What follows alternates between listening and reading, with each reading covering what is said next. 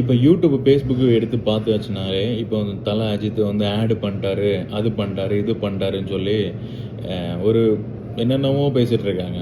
சரியா? ரசிகருக்கு வந்து பிடிக்கல, அப்படியெல்லாம் இல்ல. ரசிகருக்கு இல்லாம பிடிக்க தான் செய்யும். அவரு வந்து ஒரு பிரச்சனையும் இல்ல. அவரு ஆட் பண்ணது. சரியா? அவரு வந்து உங்ககிட்ட என்ன வாக்கு குடுத்தாரா? நான் வந்து ஆட் பண்ண மாட்டேன், இது பண்ண மாட்டேன்னு. இல்லல்ல. அவருக்கு பிடிச்ச லைஃப வந்து வாழ்ந்துட்டு இருக்காரு. எத்தன பேர் நம்ம தமிழ்நாட்டுல வாக்கு குடுத்துட்டு ஏதாவது பண்ணியிருக்காங்களா? எதுவுமே நம்ம தமிழ்நாட்டுல வாக்கு குடுத்துட்டு எதுவுமே பண்ணல. இப்போ வந்து அவரு ஏதோ வாக்கு குடுத்த மாரியும் நீங்க பேசிட்டு இருக்கீங்க.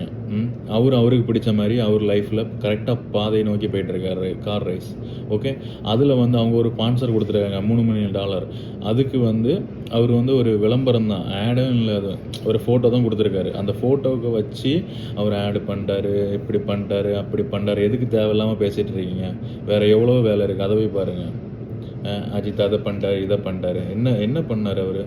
அவரு வந்து உங்கள்ட்ட சொன்னாரா? நான் இத பண்ண மாட்டேன், இத்தன வருஷம் அப்படி பண்ண மாட்டேன்னு. அவரு 20 வருஷமா இதுவரைக்கும் ஒண்ணும் பண்ணல.